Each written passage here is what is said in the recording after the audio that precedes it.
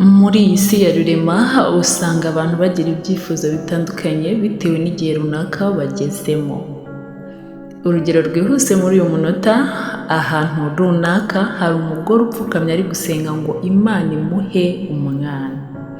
Ku rundi ruhande hari mugenzi uri gusenga ngo Imana imubabarire nubwo yakoze imibonano mpuzabitsina idakingiye ariko ntabe yaratwaye inda kuko wenda atarageza igihe we yumva yabyara.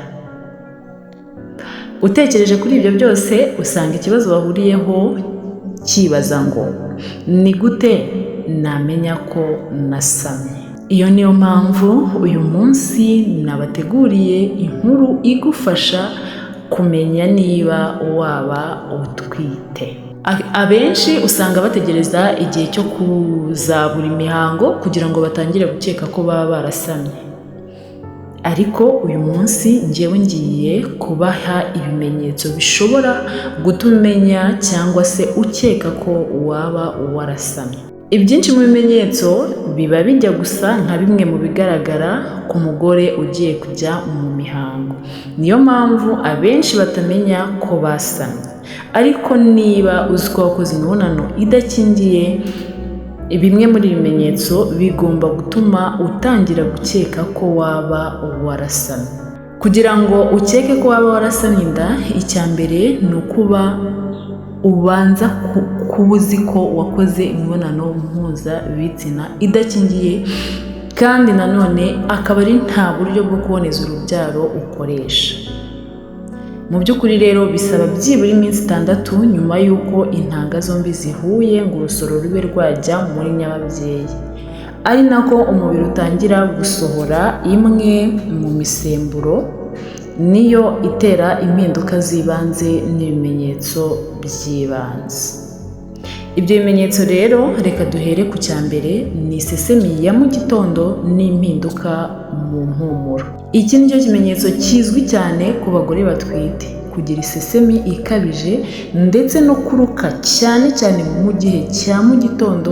Ibi bimenyetso bigaragara byibuze nyuma y'ibyumweru 2 usamye.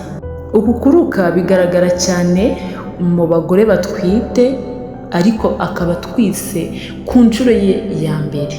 Nubwo hatazwi ikibitera ariko ni uko nguko bigenda. Gusa buriya wavuga ngo ni uruhurirane rw'imisemburo iba yiyongereye.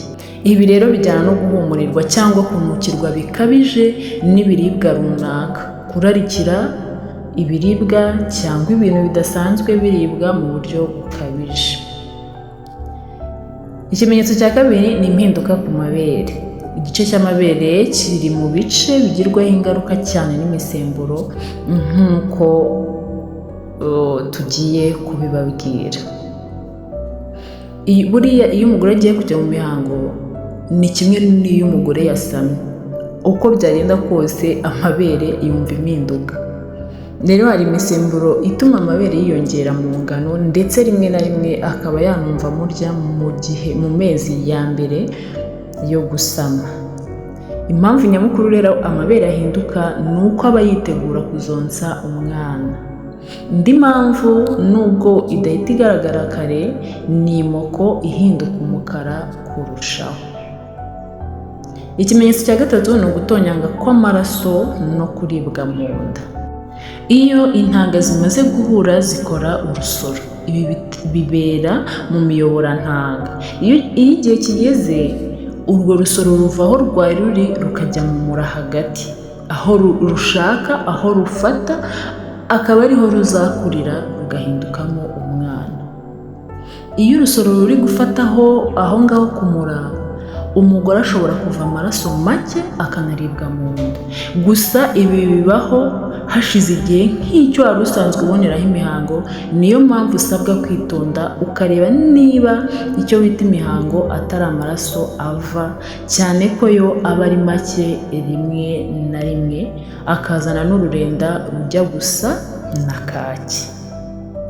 Ikimenyetso gikurikira ni ukubura imihango. Iki ni cyo kimenyetso benshi bashingiraho bakeka ko baba barasamye. Ariko rero tuyibutse ko gutwita atari cyo cyonyine gituma umukobwa abura imihango, nk'uko dusanzwe tubizi. Ikindi kimenyetso ni ukunanirwa bikabije.